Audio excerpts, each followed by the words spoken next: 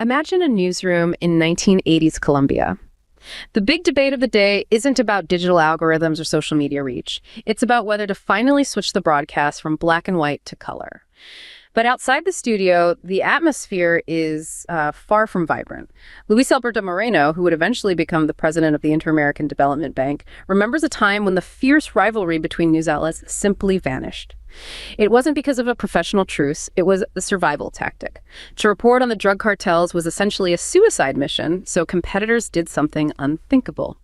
They started reporting the news together. They huddled in a pack, publishing the same stories at the same time, hoping that if everyone was speaking, no single journalist could be picked off. It was safety in numbers, born from pure, cold desperation.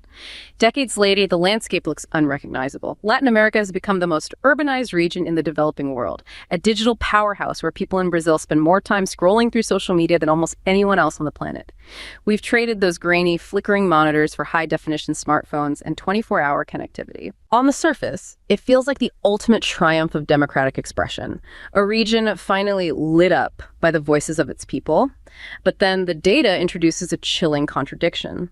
While the digital world exploded, the physical safety of those who report the truth began to collapse. In the last decade alone, Mexico solidified its reputation as the most dangerous country for the media in the Americas, with over 80 journalists killed and 17 more simply vanishing into thin air. Even in the United States, the 2013 information leaks reveal a fragility in press freedom that many preferred to ignore. That instantaneous shift from the high-speed excitement of a digital revolution to the grim reality of rising arrests and violence is where the real story lies. It forces us to ask, how did we move from journalists huddling together in the 80s to avoid being shot to a modern era where we have more tools to speak than ever, yet less freedom to actually be heard? Is the current megatrend of connectivity a shield for democracy, or is it just a faster way to watch it fracture? Welcome back to The Deep Dive. We're looking at a stack of sources today that frankly kept me up last night. We're trying to map something that is usually invisible, the lines of censorship that cross borders. And I don't just mean the obvious stuff. We're going from the physical war zones of Latin America to the digital surveillance state right here in the U.S. It is a heavy stack, I agree. And I think the mission here, if you want to call it that, is to look past the headlines. We aren't just looking at bad news or, listing crimes. We are looking at the sociology of silence. We need to understand how fear reshapes reality, whether that fear is coming from a guy with a gun in a pickup truck or whether it's coming from the metadata on a server farm that tracks your keystrokes. Both things create silence, but they do it in very different ways. That distinction is key. The silence you can hear, like a gunshot, versus the silence you can't, like a deleted draft. To get us grounded in what this actually feels like, I want to share a narrative from the sources that really stuck with me. It's about the Latin American context, specifically regarding this concept of anomie and state failure. I heard a story about a veteran reporter in Michoacan, Mexico, who spent 20 years documenting the interception of local municipal contracts and cartel logistics. He wasn't a radical. He was a rationalist who believed that by mapping the corruption, he could provide the state with the blueprint for its own repair. But the Anomie Durkheim spoke of, a state of social derangement where rules no longer apply, became his daily reality. One evening, after receiving a courtesy call from a blocked number linked to a government office, he realized that the police and the cartels were no longer two separate entities to be reported on, but a single, hydra-headed organism. He stopped writing. Not out of cowardice, but because the institutional trust required for journalism had completely evaporated. I saw a comment online from one of his former students who said, "In Mexico, we don't just lose lives, we lose the very idea that truth matters to the state." Reading this, I feel a profound sense of exhaustion. As a YouTuber covering global affairs, I see this as the ultimate failure of the social contract. When the state stops protecting those who speak truth to power and instead integrates with the shadow world, the individual is left in a void. It's easy to judge from a distance, but imagining that level of isolation makes you realize that press freedom isn't just a legal right. It's a fragile ecosystem that requires a functional government to exist. That story is devastating, but it's also a perfect sociological case study. The reporter mentions anomie, referencing Emil Durkheim. I think we need to pause there because that word gets thrown around a lot, often just to mean chaos. Right. Yeah, when I hear anomie, I think of riots, looting, people running wild in the streets. And that's sort of the movie version. But true anomie, the kind Durkheim wrote about in the context of suicide and social breakdown, is about the collapse of norms. It's when the guidance system of a society shuts down. Imagine playing a game of soccer, and suddenly the referee takes off his shirt, puts on a jersey for the opposing team, and starts tackling you. That's not just cheating, that's the game dissolving into meaninglessness. Precisely. The rules are gone. In Mexico and Colombia, as your story highlights, it isn't just that there is crime. Crime exists everywhere. It is that the state, the entity designed to be the referee, the protector, has abdicated its role. Or worse, it has merged with the criminals. That hydra-headed organism the reporter described, that is structural failure. When the police chief and the cartel boss are the same person or working for the same interest, the norm of the rule of law doesn't just bend, it evaporates. So, if I'm that reporter in Michoacan, I can't just call the cops if I get threatened. Because the threat might be from the cop. Because the threat came from a government number. You're completely on your own. Completely. And this brings us to the Plaza system. The sources go into detail on this, and it's vital to understand the mechanics. In Mexico, the cartels don't just traffic drugs. They are territorial governors. They control a plaza. Explain that to me. Is a plaza a literal town square, or is it more of a metaphor? It's a metaphor for a corridor of control. A plaza is a strategic territory, a city, a border crossing, a highway. If a criminal group controls the plaza, they control everything that moves through it.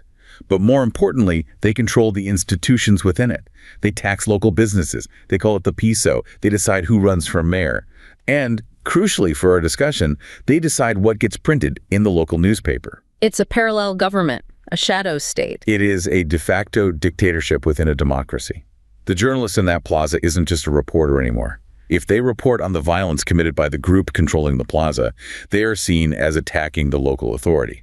Conversely, if they report on a rival cartel attacking the town, they are seen as useful propaganda tools. So they're pawns? They're pawns in a territorial war. That puts the reporter in an impossible bind. You're not an observer. You're a participant whether you like it or not.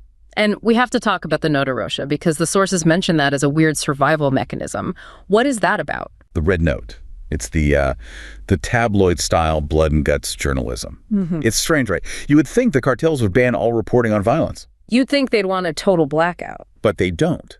They often encourage the Nota Roja, pictures of bodies, gruesome accidents, street crime, because it doesn't threaten the structure. It's just noise. What gets you killed is investigative journalism. Following the money, mapping the connections between the mayor and the capo.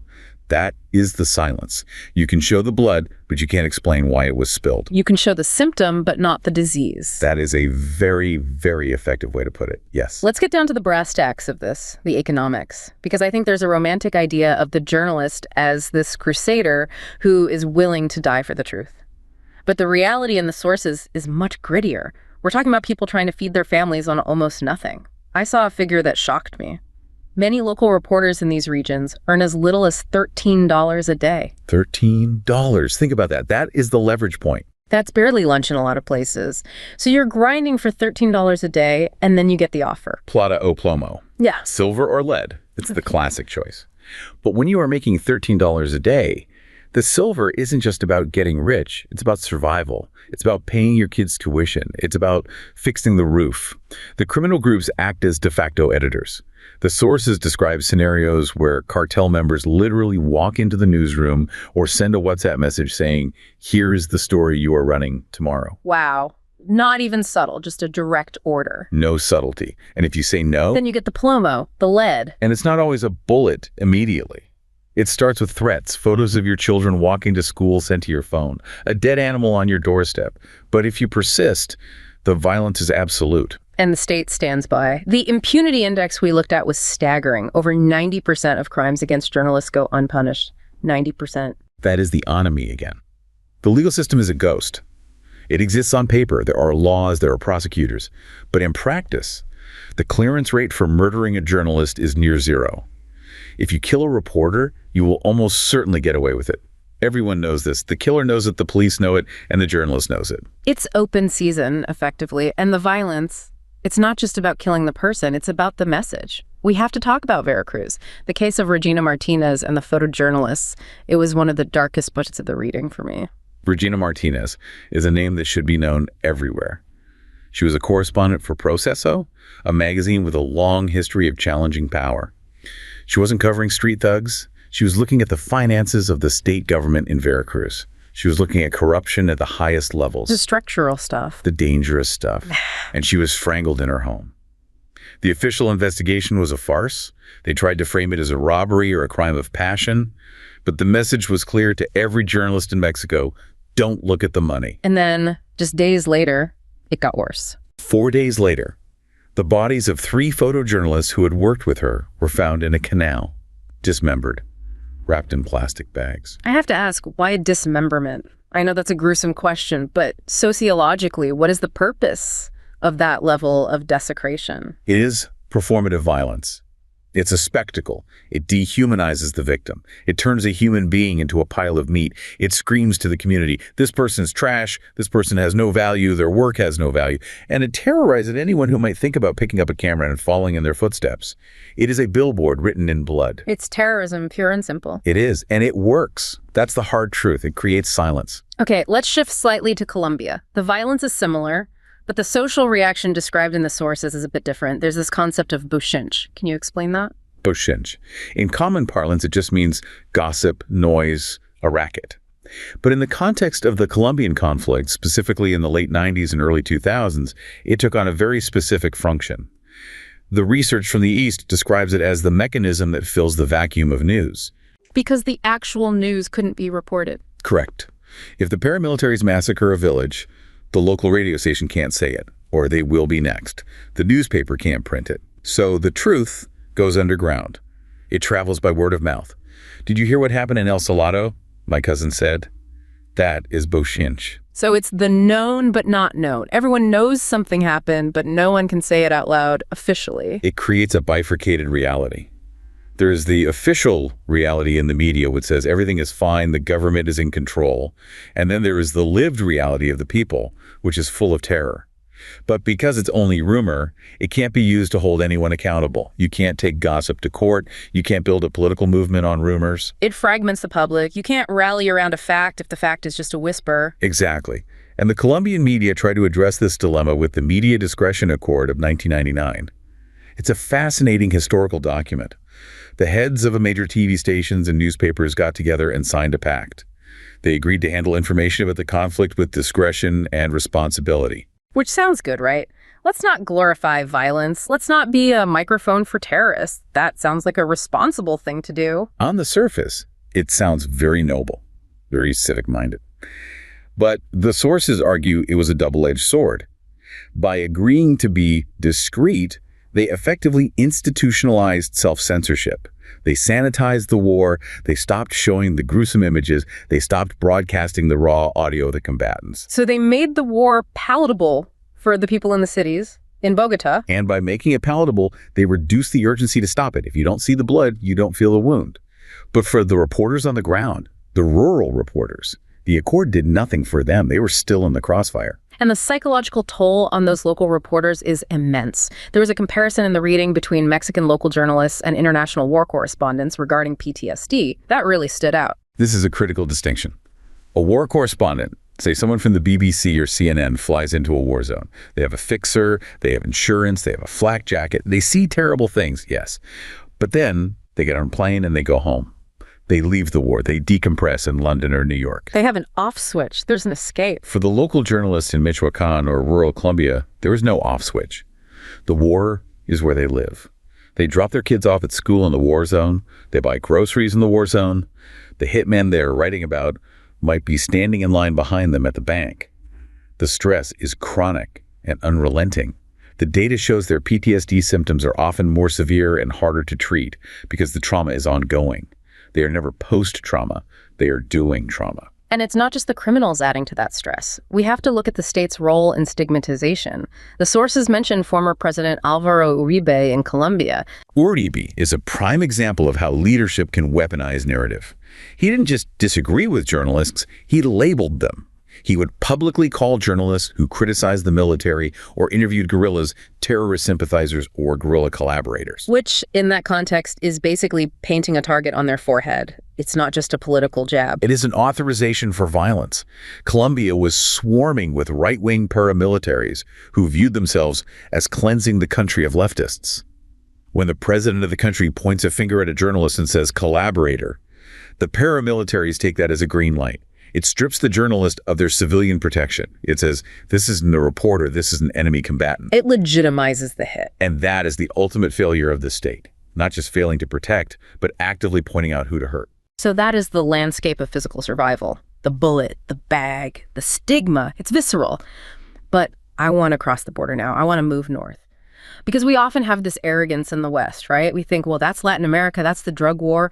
Here in the US or in Europe, we have the First Amendment, we have the rule of law, we are safe. We like to tell ourselves that story. But the sources we have on the US and the UK paint a picture of a different kind of silence. A silence that is quieter, more digital, but perhaps just as pervasive. It's less about a gun to the head and more about a file on a server. I want to share another story from the research, one that hits a lot closer at home for anyone who lives online. I was reading an archive about a young analyst in Washington, D.C. shortly after the 2013 N6 leaks. Before the leaks, he was part of a vibrant digital community that believed the internet was the ultimate frontier for classical liberal discourse. After the surveillance state was laid bare, his behavior shifted. It wasn't that he was arrested, it was that he began to self-censor in a way that Christopher Lasch would recognize as defensive narcissism. He stopped engaging in public debates and retreated into a curated private digital shell, obsessed with his own privacy settings rather than the public good. He became atomized, viewing every digital interaction as a potential liability.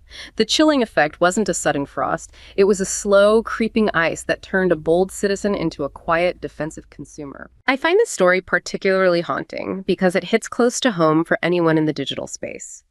We often think of censorship as a knock at the door, but this story reminds us that it's often just a quiet voice in our head telling us to stay silent, to stay safe. It's a tragedy of the modern age. The more we are watched, the less we're willing to be seen. While I understand the state's argument for security, the cost to the American psyche and the boldness of our public discourse is a heavy price to pay. The more we are watched, the less we are willing to be seen. That is the perfect summary of the Panopticon effect. Let's break that down. The Panopticon. I know it's an architectural concept originally, right? From a prison design? Yes, from Jeremy Bentham in the 18th century. He designed a prison where the cells are arranged in a circle, and in the center, there's a guard tower. The trick is, the prisoners can't see into the tower. They never know if the guard is watching them at any specific moment. But they know he could be watching. So you have to assume you're always being watched? You have to behave as if you are? Correct. And because you assume you are being watched, you start to police yourself. You don't need a guard to beat you. You become your own guard. You modify your behavior to be compliant, just in case. And the N6 leaks, which we know as the Snowden revelations regarding the NSA, essentially told the world, we built the Panopticon, and it's the internet. It revealed that the capacity for observation was total. It wasn't targeted, it was dragnet. Everything was collected. And the story you read touches on a psychological concept from Christopher Lasch called defensive narcissism. Now, usually we think of narcissism as vanity, selfies, ego. But Lasch meant something different. What's the defensive part? What are you defending against? You're defending against a world that feels dangerous, or when you feel like you are constantly under scrutiny by a massive, unfeeling system, you retreat. You stop trying to change the outside world because it feels impossible and dangerous. Instead, you focus inward. You obsess over the self. You build a hard shell. In the digital age, that looks like obsessing over your privacy settings, curating a perfect, non-controversial avatar, and withdrawing from messy public debates. You become atomized. So instead of a town square where we argue and debate and are willing to be messy, we have millions of little walled gardens where we only tend to ourselves. Exactly. And that is the death of the citizen. A citizen acts for the public good. The defensive narcissist acts for personal safety. This is the chilling effect in action. The sources from Kaplan Dam Forcing are very clear on this. The surveillance doesn't just catch terrorists. It deters legal, necessary activity. It stops the writer from researching a book about a controversial topic because they don't want to end up on a watch list. Or it stops a lawyer from calling a potential witness abroad. Or it stops you from clicking a link about, say, a political movement in another country. We actually have hard numbers on this from the USPEN survey that was done after the leaks. Yes, this was a crucial piece of data. They surveyed American writers, novelists, journalists, nonfiction authors, right after the 2013 leaks. These are people whose entire livelihood depends on free inquiry, and a significant percentage admitted they were actively avoiding sensitive topics, things like military affairs, the Middle East, foreign policy. They're self-censoring, proactively. Not because a government agent told them to. No one knocked on their door, But the possibility of being flagged was enough. The risk calculation changed. They thought, is it worth the hassle? Is it worth the potential file at the NSA? And for many, the answer was no. That is the silence. That's the creeping ice the story mentioned. It doesn't happen all at once. And it leads to this concept of surveillance realism. That sounds like a heavy term. It comes from Mark Fisher's idea of capitalist realism, the notion that it's easier to imagine the end of the world than the end of capitalism. Surveillance realism is the resignation that this is just how it is. We know the data is being collected. We know our phones are tracking us. We know the emails are stored. And we joke about it. Hi, FBI agent watching my camera. It's become a meme. We use humor to cope. But deep down, it's a feeling of powerlessness. The focus groups mentioned in the UK research showed that people are actually quite uncomfortable with it. They don't like it, but they feel there's no alternative. So they adopt the mantra, I have nothing to hide. I hear that all the time. If you aren't doing anything wrong, why do you care? It is the ultimate capitulation. It frames privacy as something only criminals need. But privacy is where liberty happens. Privacy is where you explore ideas that might be wrong or dangerous or revolutionary before you share them. If you take away the private space, you kill the incubation of new ideas. Surveillance realism limits our political imagination. We stop fighting for a private world because we've accepted the glass prison. And while we are psychologically accepting it, the legal environment in the US has actually been tightening. The press freedom rankings took a nosedive around 2013, 2014. We dropped 13 spots, tying with Paraguay. That's a sobering stat for the land of the free. It challenged the American exceptionalism narrative. And we have to look at the legal cases. The prosecution of whistleblowers skyrocketed under the Obama administration. But also cases like Barrett Brown. This was mentioned in the Truth Out source. Barrett Brown. Break that down for us. What happened there? He was an independent journalist, very involved with the hacking culture, anonymous, that whole scene. He was facing a potential 100-year sentence. But a large part of the charges related to him simply linking to hacked documents in a chat room. Wait. Linking? Like posting a URL, not hacking, not stealing, just sharing a link. Yes. He didn't hack the documents himself. He pasted a link to where they were hosted. The prosecution argued that by sharing the link, he was trafficking in stolen data. But the internet is links. If linking to information is a crime, then the entire structure of the web as a discovery tool is criminalized. That's insane. That was the fear. If that precedent held, then a journalist linking to a WikiLeaks dump or a leaked corporate memo could be charged as a co-conspirator. It signals that the digital space isn't a library where you can roam free, it's a minefield. And if you step on the wrong hyperlink, you blow up. It forces you to walk in a straight, approved line. And that is the goal. Censorship isn't always about burning books. Sometimes it's about making the library so dangerous that no one dares to walk in. Yeah. So we have the Anomie of the South, the chaos, the violence, the state failure, and we have the Panopticon of the North, the order, the surveillance, the state overreach. Both result in silence. But the sources point to a third dimension. It's not just about the state or the cartels. It's about what's happening inside the institutions themselves, the ideological decay. This is where it gets complicated. We aren't talking about bullets or jail cells. We're talking about culture. Try to imagine two journalists meeting at an international conference. One from the Delon, who carries the physical scars of an assassination attempt by a paramilitary group, and one from a prestigious newsroom in New York, who was recently forced out for questioning a woke editorial shift regarding identity politics. The Colombian journalist speaks of civilizational decay through the lens of physical violence and the collapse of the rule of law.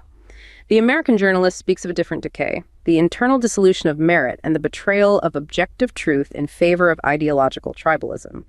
Both feel like exiles from a profession that was supposed to be a pillar of civilization. In the South, the threat is a bullet. In the North, the threat is the death of the institutional soul. Both represent a departure from the rigorous meritocratic standards that once defined the Fourth Estate.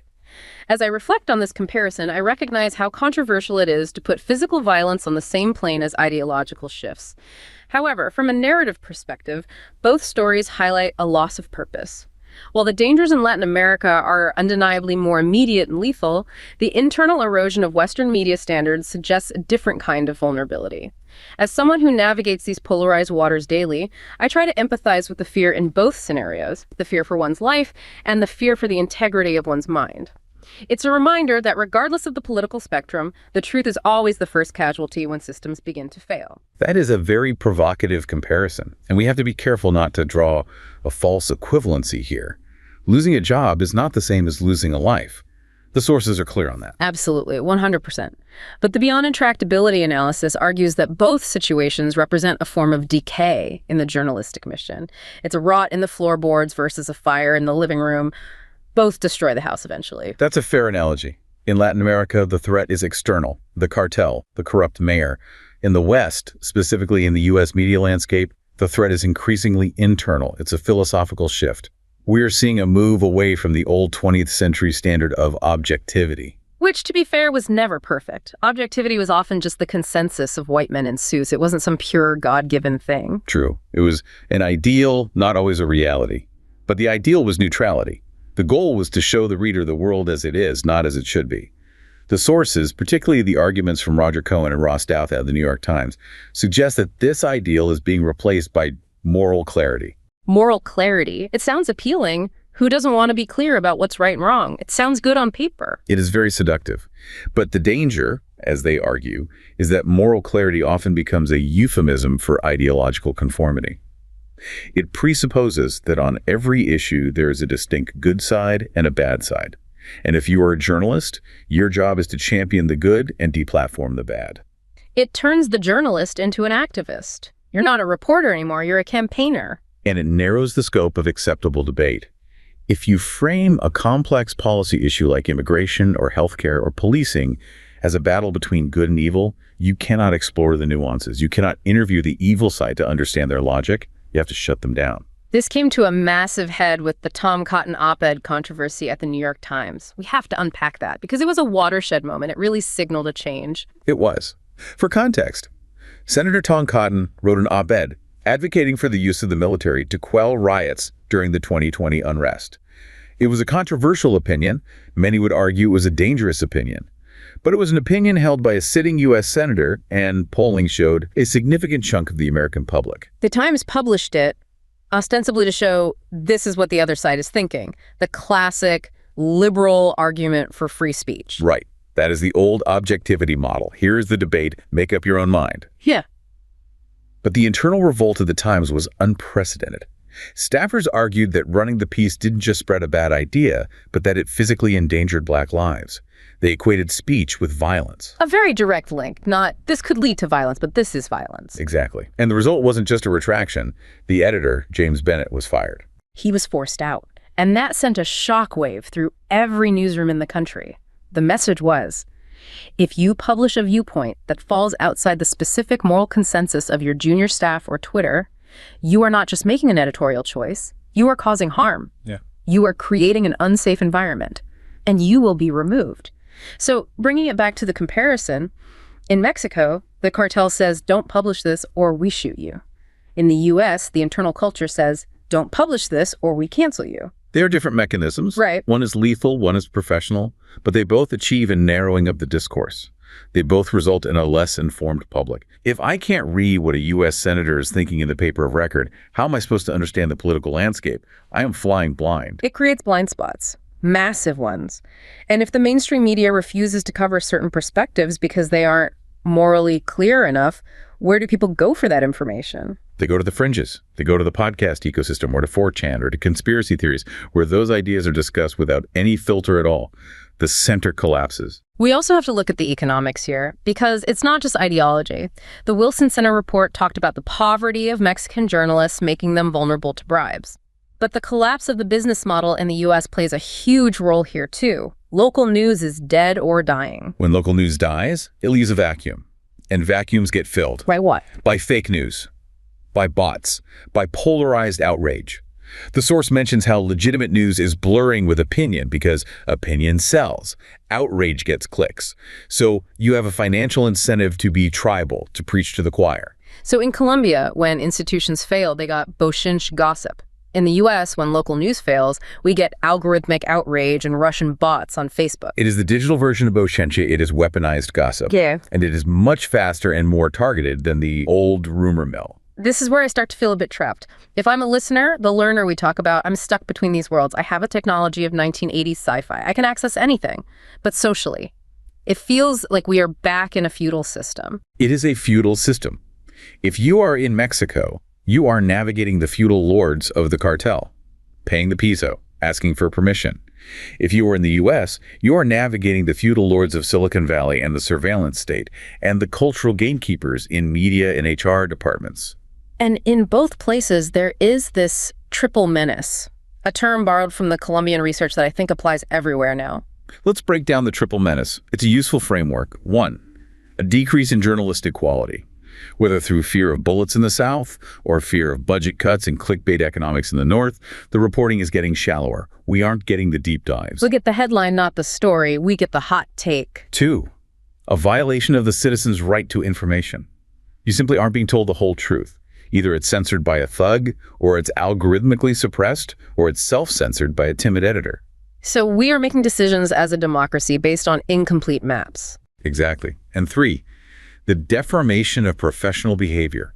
Journalists are self-censoring. They are looking over their shoulders. They are writing for the mob or for the boss or for the algorithm, not for the truth. It's a pincer movement.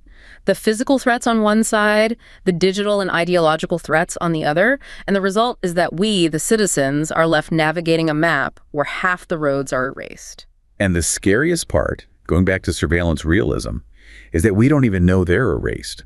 We think we see the whole world because our screens are bright and colorful and constantly updating. But we are seeing a curated, safe, sanitized, and ultimately censored version of reality. We are in the Panopticon, and we've convinced ourselves we are free because we have Wi-Fi. So connecting all the dots, we started by asking if connectivity is a shield or a fracture. We moved from the huddling journalists of the 80s to the isolated, defensive digital citizens of today. We traded safety in numbers for the illusion of safety in isolation. We are safer in some ways. Fewer of us are dying in newsrooms in the U.S. than in Mexico. But our ideas are dying. Our public square is dying. And a lonely, atomized citizenry is very easy to control.